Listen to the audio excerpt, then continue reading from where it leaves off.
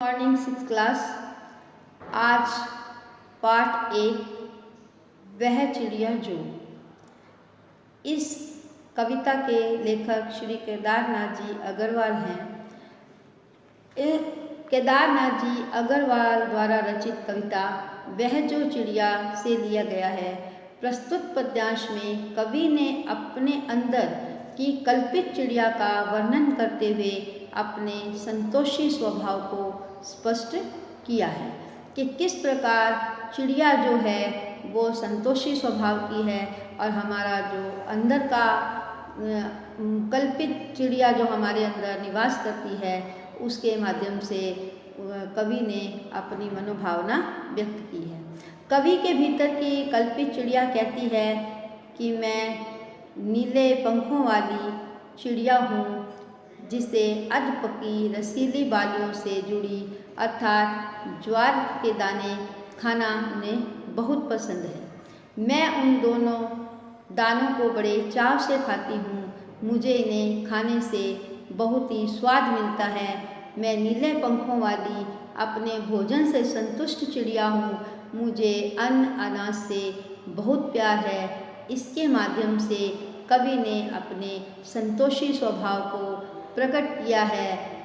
उन्होंने अपनी कविता द्वारा इन पंक्तियों द्वारा ये बताया है कि उनका मन कितना संतोषी है, स्वभाव कितना संतोषी है। वह चिड़िया जो चोंच मार का दूध भरे जूड़ी के दाने रुचि से रस से खा लेती है। ये रुचि से इस जूड़ी के दाने तो अनाज के दाने हैं, अधपकी बालियां हैं, उनको किस प्रकार ये रुचि से खा लेती है। वह छोटी संतोषी चिड़िया नीले वाली पंखों वाली मैं हूँ कि ये छोटी सी चिड़िया मेरा जो कल्पित मन है नीले पंखों वाली हूँ और मुझे अन्न से बहुत ही प्यार है।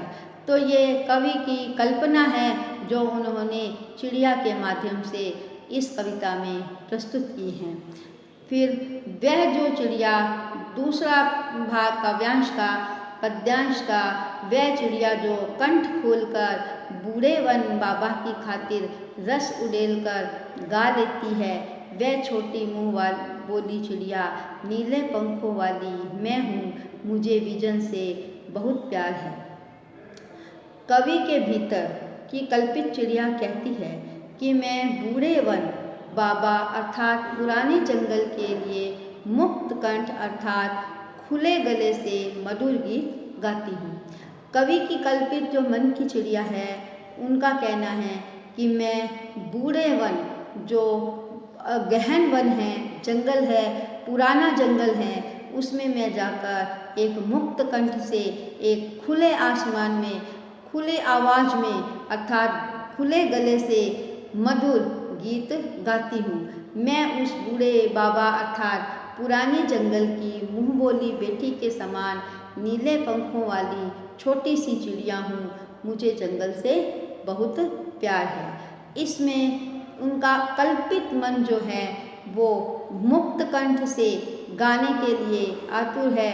वो स्वतंत्र रहना चाहते हैं और वन में अर्थात गहन वन के अंदर पुराने जंगल में को वहाँ मुक्त कंठ से गाना पसंद करते हैं और पुराने जंगल को उन्होंने मुँह बोली बेटी के समान नीले पंखों वाली छोटी सी चिड़िया मैं हूँ और मुझे जंगल से बहुत प्यार है। फिर तीसरा भाग है इस काव्यांश का कि वह चिड़िया जो चोंच मारकर चढ़ी नदी का दिल टटोर कर जल का मोती ले जाती है।